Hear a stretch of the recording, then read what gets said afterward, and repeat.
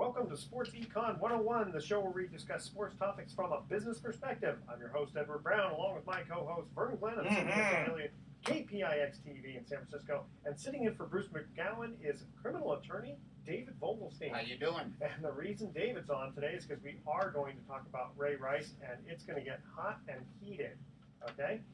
We're also going to have Tara VanDerveer from the Stanford. Wait a minute. The Tara VanDerveer? The Tara VanDerveer. She is Miss Basketball coach for the Stanford Cardinals. Been called the best basketball coach in the Bay Area, man or woman. Well, with that kind of record, over 800 percentage, I would say so. Okay, we're also going to ask trivia questions at each commercial break, where the winner is going to get a free 3-day, 2-night stay at the Lighthouse Resort. And the vacations are not sponsored by the radio station, but by Lighthouse Resort and Marina. One quick thing about Sharks. San Jose Sharks hockey is coming to town. Don't miss your chance to experience NHL hockey when the Sharks battle the Canucks in preseason action on September 23rd, live at Stockton Arena. Get your tickets now at the Stockton Arena box office or at all Ticketmaster outlets. Stockton is Sharks territory. Today's trivia theme is going to be outrageous NFL games. So when we come back, we're going to be talking to Tara VanDerveer. We're going to get into the Ray Rice situation. We'll also ask her view on a little different basketball versus football, but it's all the same thing. And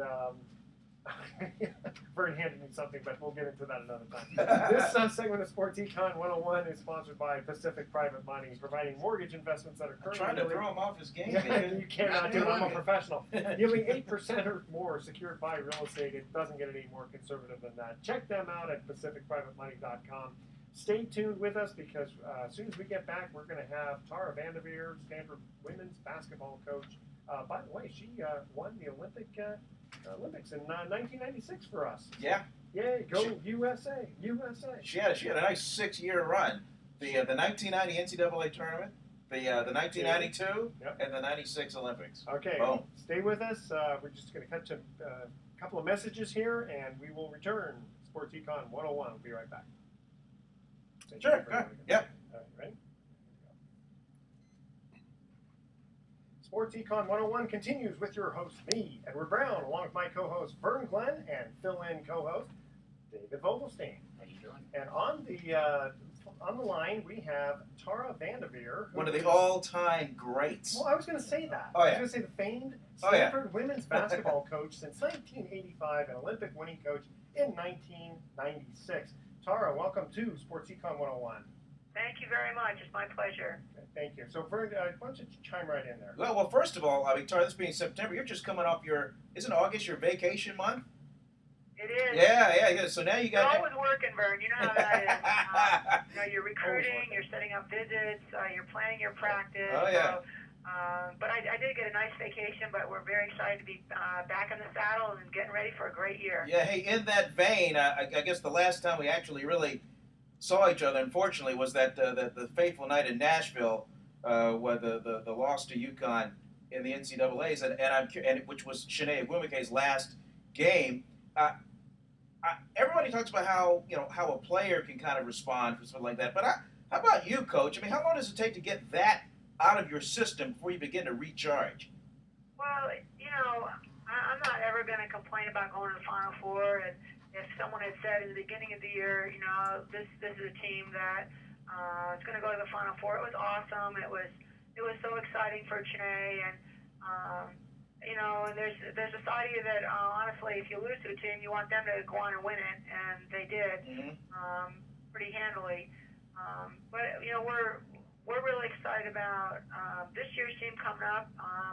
It is going to be weird not to have a Agwumeke on the court because the last 6 years we've had either Neck or Chennai. Right. But we have some great young players, and it's going to be, as my mother has put it, it's going to be kind of winning by committee. A lot of people are going to have to step up, so it's going to be fun. Now there's another Agwumeke sister. I guess you're probably not allowed to talk about her yet, huh?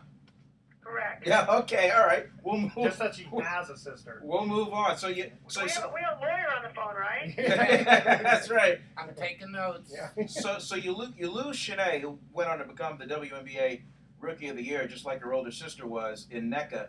You lose Sarah James. You lose Michaela Roof. I mean, a lot of these leaders. So who comes back? I mean, who brings up the rock? Is it Amber? Amber Ronch is returning, all Pac-12 rather, performer for us, and we're really counting on some young people. Mm-hmm. Lily Thompson had a great tournament, so I think our backcourt looks really good. The 3 spot is open, the 4 spot is open, and the 5 spot's open. So we're gonna see who steps up. We're counting on Erica McCall, who had a really good spring and summer. There might be some new names for people to learn. Brittany McPhee, outstanding freshman. We're very excited about her work this summer. But we just have to wait and see who's gonna just kind of grab the opportunity and say, hey, put me in, coach. Yeah, you got the sister acts with the Samuelsons back, right? That's right. Okay. Unfortunately, the off season has been a tough one for both Carly and Bonnie. They've both been hurt. Oh. But hopefully they'll be back. Bonnie had surgery. And Carly had, I thought, an excellent freshman year. Again, this is, I think this is Taylor Greenfield senior year. We're counting a lot from Taylor. Kylie Johnson had surgery in the off season, but we're counting on Kylie to come back. And again, it's a couple more freshmen that will fill in a little bit. But I think it's just going to be different. It might be some new names for people to learn. Yeah, speaking of new, I mean, the balance of power in NCAA women's ball. I mean, people talk about Stanford and people talk about Econ, obviously, just right off the bat. But is it pretty much going to be the same, pretty much the same schools, same characters, leading us through on the way to Tampa, the site of the 2015? If we're in that conversation, I'd be happy to say yes. Okay. But honestly, when I look at the Pac-12,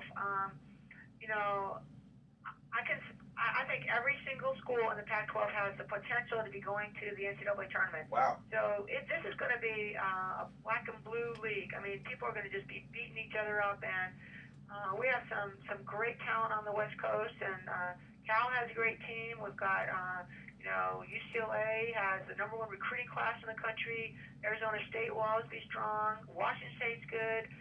You can go all around the league. Oregon State went to the NCAA last year. Colorado's good, so it's going to be tough. Well, Tara, that's what I was going to ask you. Is the collegiate competition now the strongest it's ever been? I think that the Pac-12 is. This might be the most competitive Pac-12 season that we've seen in a very long time. Nationally, I can't even tell you who the top 10 teams would be. My top 10 might not be Gino's top 10 or, someone else's top 10. So. But we're excited because we play a team like Connecticut here at Stanford. We play Texas at Stanford. Wow. So we have a great schedule. We play North Carolina. They'll be good. We play them in Hawaii. So if you want to see that one burn, Hawaii. I don't know if KPX will foot that bill, but so how do you Tara, your percentage winning record is over 815. How do you keep your team motivated when playing against what would be considered an inferior team? We don't really focus on the opponent as much as we focus on ourselves getting better. We want to be a great team. We want to improve. Every opponent you play gives you an opportunity to, put a different puzzle together, so to speak, by having, playing against maybe a trap or a zone or press or, somebody big, somebody quick, whatever. And it's all giving you an opportunity to get better. And that's what I care about is our team getting better and our team playing really well, playing the best that we can on every opportunity. You mentioned about practice, you mentioned about getting a little black and blue this year, and I was thinking about the Seahawks were getting fined for hitting too hard in practice. That's not going to happen with you guys, is it? No, we can't afford to have any injuries in practice, but we're. That's always the key is keep the people healthy. Yeah. And as you know, I'm a huge 49er fan, and I'm just we just gotta keep those guys healthy, and that's the same thing with our team, staying healthy. You guys can beat people in so many ways, whether it's high low, inside, outside, whatever. I mean, you got to be awfully hard to kind of scheme for, right? I hope so. I think we're going to be more of a guard-oriented team this year than we ever have been. But those years with Jennifer Acey and Sonia Henning, or someone like Jamila Weidman, those were great years. So Candace Wiggins, we've had some great guards, and I really feel like Amber Orange and Lily Thompson, Bree Roberson, a name you don't know, but just a worker. These are some guards that can lead the way for us. Speaking of Jennifer Acey, I just saw her the other day, and she's trying to get it going over USF. She thinks they're really going to be good this year. And speaking of good, I remember when I first got to the San Francisco market, it was 1990. You won the NCAA tournament, and then 2 years later, you win it again. I'm like, holy smoke! Man, what is going on here? Well, those are some great years, and obviously having a player like Jennifer, and I think she would do a great job as a coach because she's such a good person. She loves basketball. I hope she gets it going at USF. Another teammate of Jennifer's, Katie Stedding, is in her first year at Boston University. So one's on one coast and one's on the other coast. They were teammates on a great team. That 90 team was a great team. Weren't they together the night you won your 800th career victory at USF? That did happen that way. Yeah. That's a little bit serendipitous, I think. But yes. So and then we all went out how often you go out to dinner with the team you just played, the coaches you just played against. So we had a great time. Tara, stay with us. The station needs me to go to a commercial break. We are in the studio on the phone with Tara VanDerveer, Stanford coach. Here is our trivia theme: is outrageous NFL games. Right? In January 2000, the Dolphins were ransacked 62-7 by which team? All right. The first three emails with the correct answer are going to win a free three-day, 2-night stay at the Lighthouse. We don't get a hit. We don't get NFC, AFC team. We don't get. Let's just okay. We'll say AFC. An AFC team. So, okay. All right. Email Edward at sportsecon101.com the answer to this question. In January 2000, the Dolphins were ransacked 62-7 by which team? And stay with us because we do want to ask Tara when we get back a few more questions about college basketball, and then we also want to chime in. Ask her about the Ray Rice situation, see if she has any opinion. That's the trending thing. Stay with us. All right, so that was just a quick segment there. Thank you so much. Let me just save this file. Reset, save file, hit record. Are your kids still in school in Marin? Yeah, Zach's a sophomore now at TAM, and he's either in the gym or he's in the pool. And then, is he doing water polo? No, swimming? All he does is swim. Okay. He just swims. And then my middle one's an 8th grader at Mill Valley Middle, so he'll be a freshman next year. He's playing travel ball now. And then I got a younger one.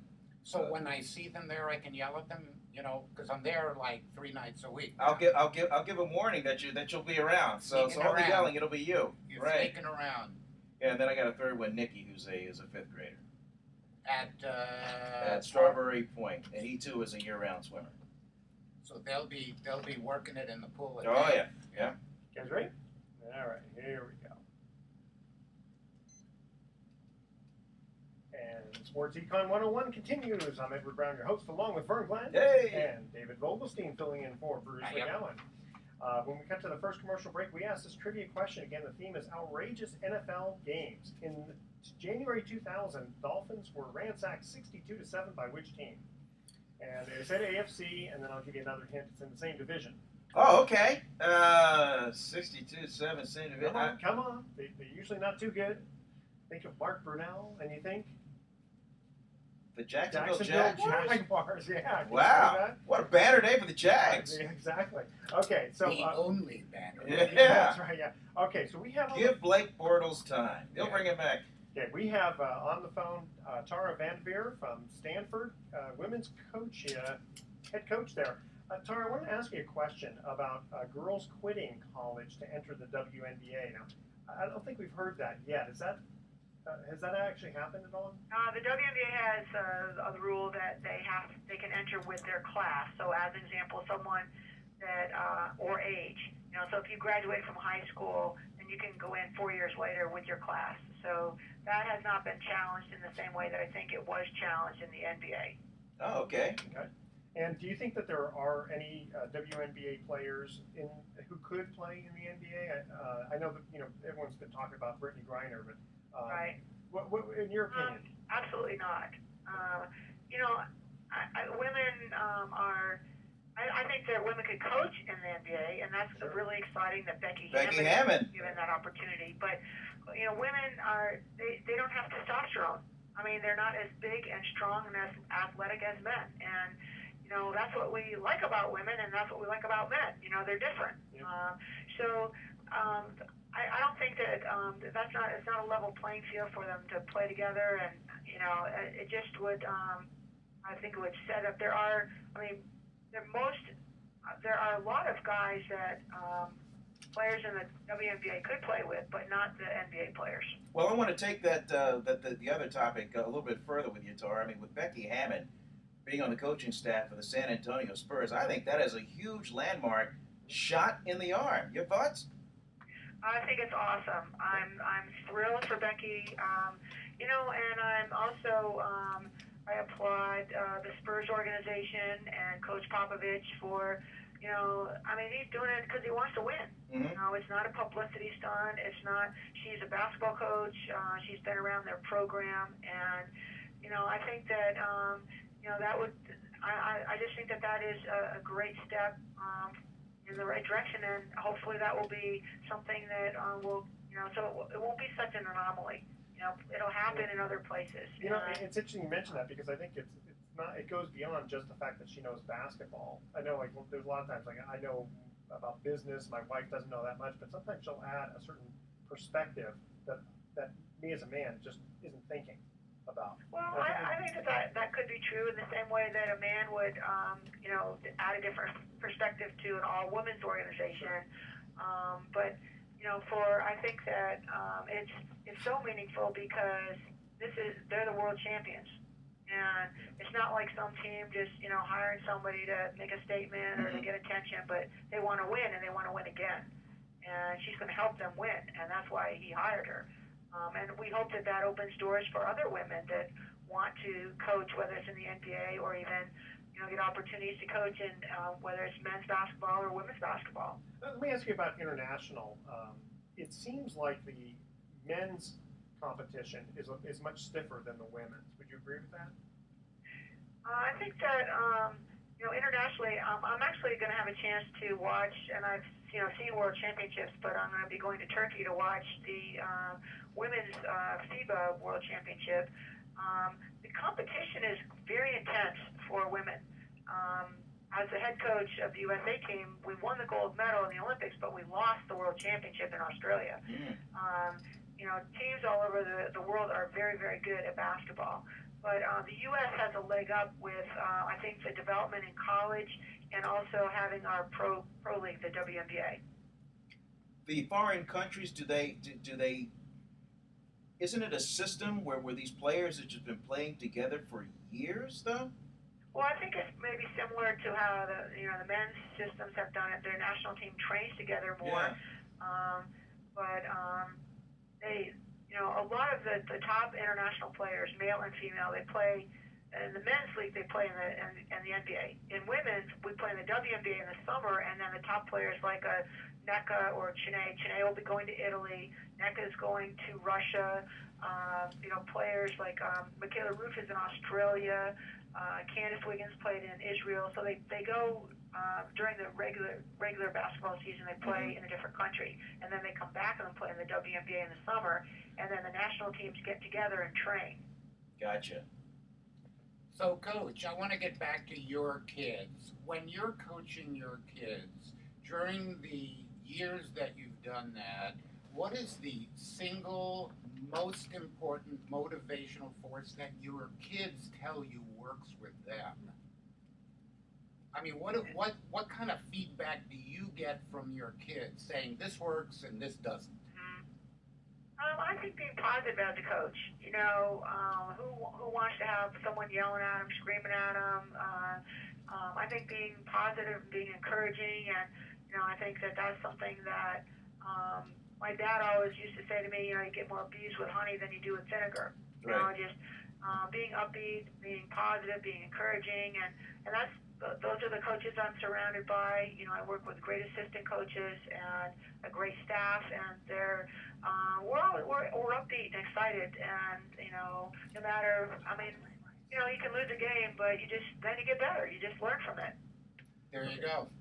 So, we wanted to spend a lot of time on basketball here, but, with this recent breaking news of Ray Rice, we thought, well, since we've got Tara on the phone, we wanted to just get your perspective. I know football's a little different than basketball. Yeah, but still, as a coach, an administrator, a leader of young athletes, we'd be interested to have you weigh in on this. Well, I'm a huge football fan. As I said, I'm a 49er fan, and I think that this gives a very unfortunate situation, but it gives the powers to be in the NFL an opportunity to really educate people about the terrible epidemic of domestic violence in our country, and to educate people about what to do or to help women in situations, and to help men say, look, if you have an issue or problem, you need to get this worked out and get it fixed. But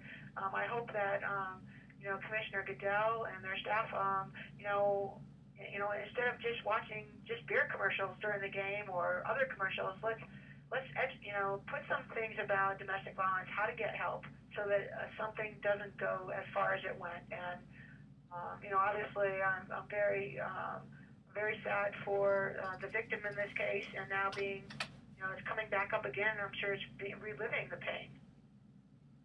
Well, I'm sure at this point, there's so many people have so many different opinions whether or not the league essentially fumbled the ball months ago, when maybe they should have come down harsher on Rice with the suspension, and now, as of yesterday morning, thanks to TMZ Sports, this in elevator just gruesome point of view of the actual incident is out there for those to see. I don't know about you, Tar, but I'm one of those that even before yesterday's video came out, we all know what happened.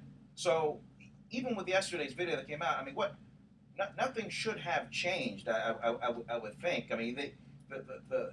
If everybody knew what happened, then why did it take this video for all of a sudden this huge public awareness all of a sudden come out of nowhere, which would force the team to drop Ray Rice, who essentially his career is pretty much over? Well, I think that Vern, and we have to see it to believe it. Mm-hmm. And when people see things, then you have something more tangible, and obviously it's a really horrific situation. I watched it. You can't believe that this really happened, and I just think that moving forward,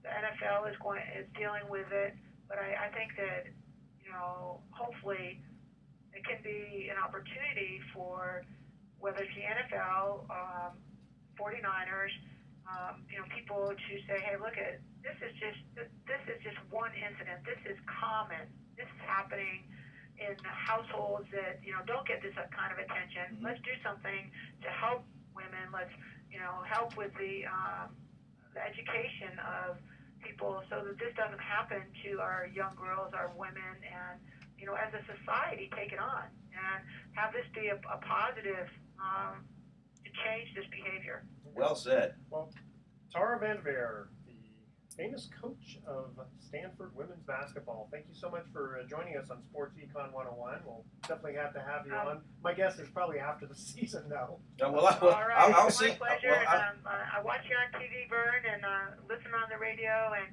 my best to Bruce. And thank you very much for having me. All right, Coach. We'll see you at practice. All right. Take care. Bye. Right. That was fun. Hey guys, we're going to have to cut to our second commercial break. Trivia question here. Let's see. It is the theme is outrageous NFL games. In October 2009, which team was ahead 59-0 at the end of the third quarter over the Titans? Okay, who was the winning team? This is November of 2009. October. October? October 2009. Which team was ahead 59-0 at the end of the third quarter over the Tennessee Titans? The first 3 emails with the correct answer win a free 3-day, 2-night stay at the Lighthouse Resort. Email edward@sportsecon101.com the answer to that question. Again, October 2009, which team was ahead 59-0 at the end of the third quarter over the Titans? And don't touch that dial because Sports Econ 101 will continue on. Wow. October 09, Titans. Colts, maybe? Or Patriots? Colts or Patriots? I like her. She's cool. Yeah, She's great. She was very cool. She's great, very savvy. Very. Accomplished pianist. Really? Oh, yeah. Only at Stanford. Basketball coach, accomplished pianist. Man, you should see these kids. I mean, guy could have like a 3-touchdown day, or maybe a game where he hits, goes 20 and 10, in a basketball game or something like that. And you're like talking to him, and they're giving you these elegant 3- and 4-syllable words and a 15-second soundbite. And then when you wrap up, it's like, man, I got this. Man, I got this molecular in-5 science paper. I gotta work. I gotta, and they're gone. I mean, it's amazing. Yeah. And apparently, from what I understand, they have these regional scouts all over the country. I mean, most universities too, but in Stanford's case, they send out a letter of request to all the top programs, whether it's football and basketball, and they ask for a list of their best players that have a GPA of 3.6 and up, and they whittle from there. Yeah, amazing. And you can get offered a scholarship, but it's only valid if you get in. Got to get in first. Right, yeah, that's what they did with Stanford, for sure. Whereas UC Berkeley, I mean, they're handing out scholarships like food stamps. You get here. I know, Yeah, they here, gave come me up one with and I when. didn't play sports. Yeah. I didn't know that. Oh, yeah. I barely That's qualified why to their, college for Korea. graduation rate is so bad. My GPA wasn't almost high enough for Oh, that. my gosh. They graduate from Cal. Graduate? I did. 6 years of high school. That's why Sandy Barnes at Penn State, where the graduation rate to the floor. Okay. Made Cal get a better job. Then I'll come back and then I'll get you to start doing some talking there, my friend. Okay, ready? Here we go. Welcome back to Sports Econ 101. Of course, not welcome back because you guys didn't go anywhere. I'm Edward Brown, your host, again, along with my co-host, Vern Glenn. Just hanging around. And our special guest co-host, David Vogelstein. And we're gonna tap into his talents. We sure are. Yeah. Okay, first let's get to the trivia question. 2009, which team was ahead 59-0 at the end of the third quarter over the Titans? I'm gonna go Green Bay Packers. No, AFC. AFC team. Patriots. Patriots, that is Patriots, correct. very good. Very good. Banner day for Tom Brady, I guess. Oh, yeah. Yeah. Okay, so now we were telling the audience that our special co-host today, taking over for Bruce McGowan, is David Vogelstein, who's a criminal attorney. So, Vern, you got to mind your P's and Q's. Hey, man. Hey, Okay. my record's clean. No, there you go. Okay. So now, one of the reasons we wanted to have you on was specifically about this Ray Rice situation. We started off with Tara, but let's talk just amongst us guys right now. So I got a question for you about the morality clause. We've talked about that in the past on various contracts for the NFL. Standards of conduct. Yep. So what about morality from the standpoint of, these guys who have 10 kids by 11 people, 11 women, and they're married to maybe 1 or 2 or 3 illegally, whatever. What about that morality clause? No one ever seems to really talk about that. Why is that like an okay thing? Well, I don't think it's perceived by the public as a major issue like domestic violence. It's not an issue for the public, therefore it's not an issue for the NFL. And I think that's the root cause of the problem we're facing as we sit here today. The NFL has had dozens and dozens of cases of domestic violence over the last 10 or 20 years, and they have done nothing therapeutically for their young players when it is so easy to do.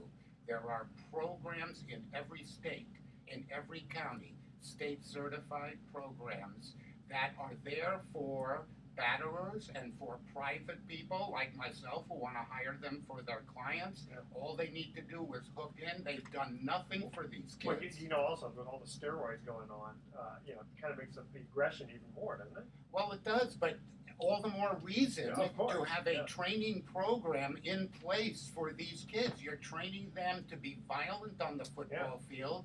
You're training them from high school and before onward to be separated from mainstream society with a team ethic, and then you're letting them loose at home at 22 without any ability to govern their own behavior. Now, I work for CBS. It's a rights holder for the NFL, so I have to be I have to step kind of carefully and lightly as I throw this out. Do you think the NFL is pretty much like a glorified gladiator system, where the players are the gladiators, the brand is the overall sport of, this combative, violent stage and arena, and the fans are the Romans that are in the stand at the Coliseum? I do, but I think it's more nuanced and complicated than that. I do think that is the general purview, but what you have is you have a public who is well educated, and you have an NFL who will respond to public pressure When they have to. When they have to, because the dollar signs are at stake. So right now, the dollar signs are at stake. When they had their wimpy ass policy on domestic violence before, they were getting away with that. They should never have had that policy. Wait, when you said intelligent fans, you mean the cheeseheads? Yeah. Okay. I just want to make sure we're talking about the same fans there. Yeah. Okay, so now we've all seen the video. Both versions. Both versions. Yep. Okay, the out of the elevator and in the elevator. So, okay, I want to make sure I make this very clear. I am not a proponent for domestic violence. So, okay, I'm preparing everyone for that. It's out there. It's on the Okay, record. Okay, it's on the record. Okay. But if you do see what's going on, first of all, if I understand it, I see Ray Rice standing there near the elevator, and the first thing that happens is the woman comes up and hits him on the shoulder. We don't know why. Now, as they were approaching the elevator, you could clearly see, I don't know if you could clearly see that an argument was taking place. Yeah, and I don't know what it was. And she was particularly agitated, So but we don't know. Okay, so but, she but, strikes him, Yeah. okay, which is considered an assault, if I'm not mistaken. Okay, then they go in the elevator, and some words happen, and then she really attacks him. Now, again, I'm not a proponent of this. She lunged his way. She lunged his way. I don't know Well, what kind of hit. wait a second. The video is a little ambiguous about that. She moves towards him. With two fists going for his face. Well, no, No? we don't really see that, and I think didn't it's see that. ambiguous. I don't two know. fists going for his face. That's what it looks like. But the truth is, it doesn't matter. Okay, he should have restrained her, right? Isn't that he should have just maybe grabbed her hand so that? No, he should have turned his back on her. That's and, what they're and taught. still get wailed on. And again, I'm not saying he should have hit her in the face. Okay, and if I understand it correctly, she got knocked out because her head hit the railing. Right. Okay. So But still, he shouldn't have hit her in the face. If you want to look at the details are that Ray Rice is an ultra strong man and needs to control I do his agree. punches more than you Yes, or I. Absolutely. Okay, like I said, I'm not defending his actions. I just think it was really, I'm sort of throwing this out on the table that, she looks like she's attacking him twice. Once, very likely, let's say, with a little punch in the shoulder. Well, Edward, I'm trying to understand what is your question? Is your question that he needed to hit? I mean, what is the point that you're trying to make? I don't know. I guess when I look at, I'm watching it right here. Okay. When I look at, and we don't know if this has ever happened before. So who knows? Maybe he did the old Billy Budd thing where he just had his aggression just built up so much inside of him, and he was finally just so frustrated that he just lashed out at her. But he lashed at her the one time. You know what? But that's not an excuse. I mean, it's not. I know, but no, it's not an excuse for what he did. But the thing is now, what's the punishment, right? Because they end up getting married after that. What the NFL is doing, but there's backstories behind that too. Right. Okay, I don't know though. And you and I and Vern will not know what they are. We will not know what they are. Good point. So what the NFL is doing right now is they're focusing their attention on a severe punishment of Ray Rice. Yep. More than the punishment that they indicated that they would have imposed for someone who committed a first offense domestic violence act, even an act such as this.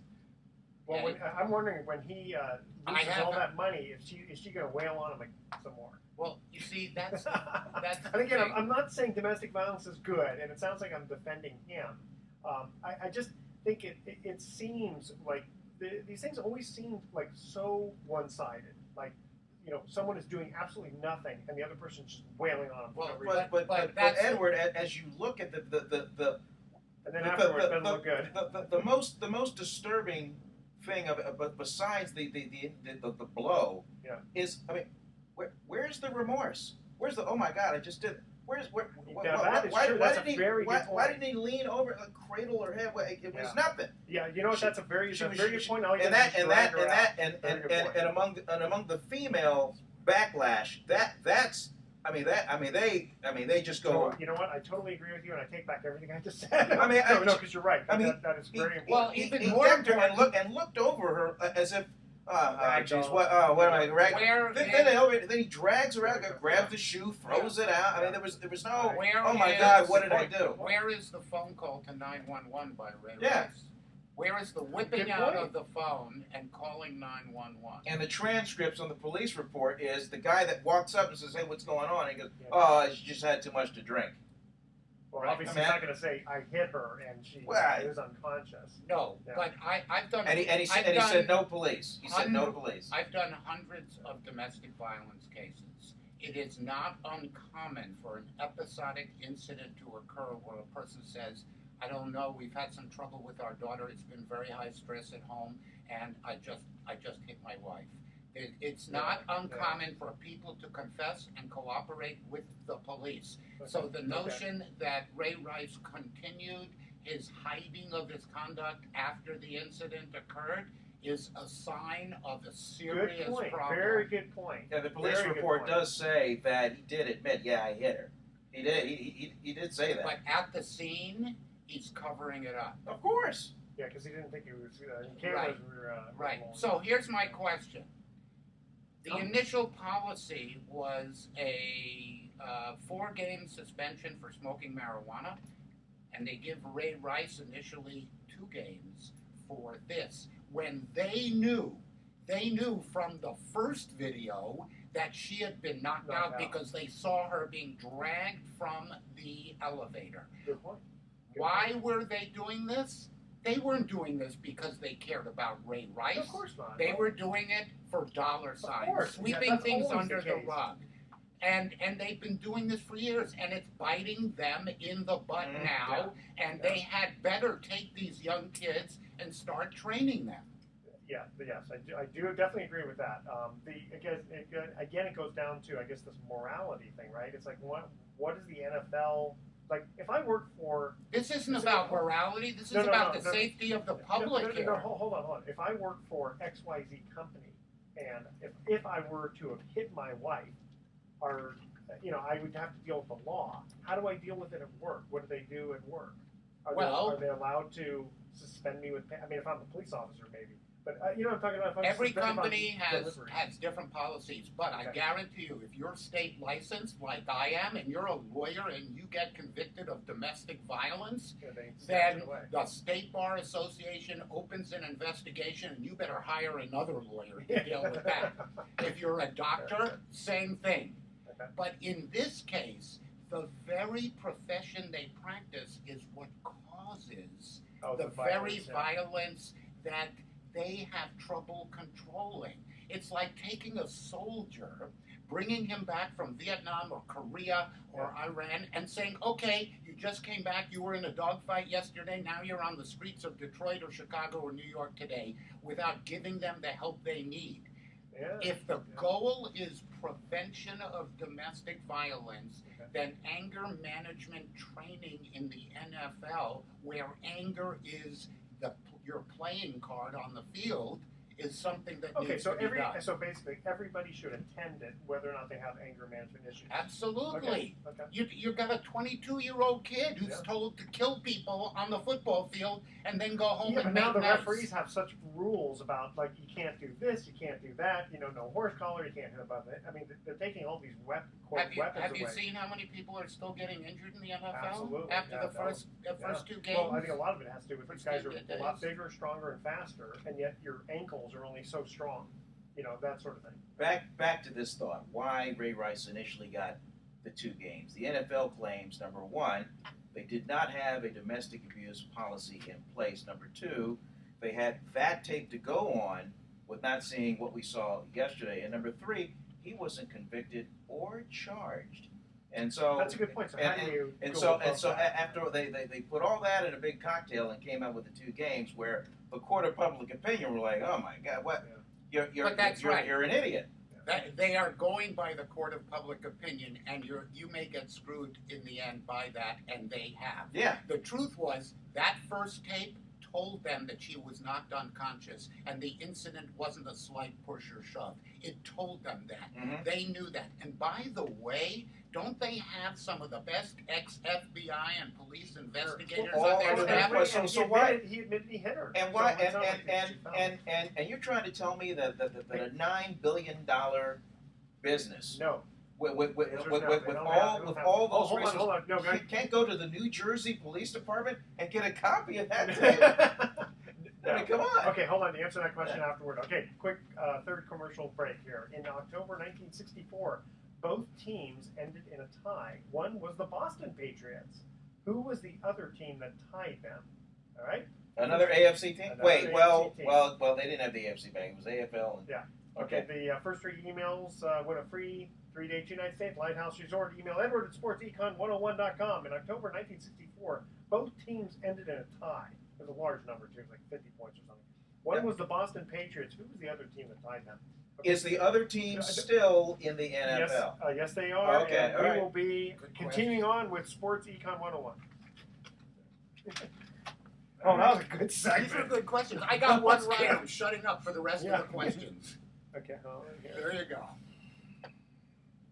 Sometimes controversy is good. I'm usually not a very controversial guy on here, but Vern's right, though. It really does boil down to looking at his reaction after he hit. Oh my that's God! you know It what? is That's a so- very good point. That was That's it the- right that's Because there. if I did it, Number I'd go, one oh my point in the God, whole what did I thing. just Yeah. Yeah, you That's very freak good. So out. if you point. commit Oh to my that, I mean, God. you She's would knocked out. you would snap and go, oh my God! A person with a good moral backbone I would be on the react one ground, way. freaking out, cradling her head, trying to wake her up. He stands there looking over her like, wake up, baby, Now. wake up. No, why did you make me do that? Yeah. Right. And Yeah. that's the way of Look Yeah, what you you made everything. me do Look what yeah. you did. Yeah. Look what you did. Yeah. It's like the attorney who asked the question, have you stopped beating your wife? Well, obviously he has. Yeah, no. Yeah. Think about her though. I mean, she's broken. Well, I mean, You see you what would she said think. yesterday? You saw what she said Yeah, yesterday? yeah. Or Oh, this no, morning. okay, imagine The question now, is, all does of she his suffer income, from battered I wife mean, syndrome, she where ain't gonna she's be under too the happy with thumb that. of the, in the hearts and He's flowers made some money. phase of the batterers. How much do you make? No. I don't know what his contract was, but he was I know making they good know money. they've known each other since they were kids, I believe. Yeah. And Wow. Man, Okay, we only have a quick minute and a half.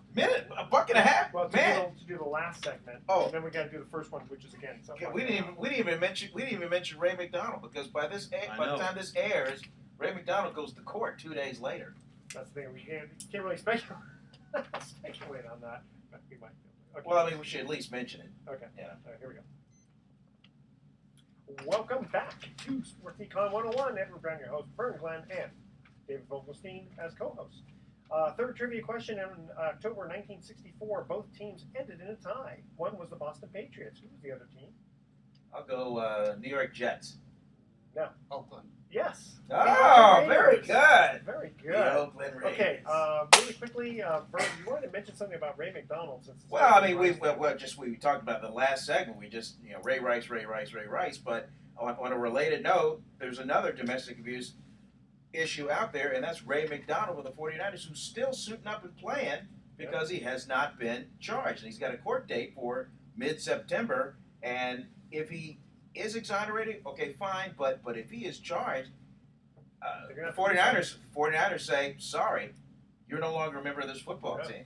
Well, you know, I'm most all ground. professional organizations conduct a separate independent investigation regardless of whether you're charged or not. Okay. The issue in your professional status or licensing is different, and they don't need to prove anything beyond a reasonable doubt. Mhm. So perhaps that's what the NFL should be doing, is not waiting to see whether a prosecutor can prove the case beyond a reasonable doubt. They have But their own court do- system.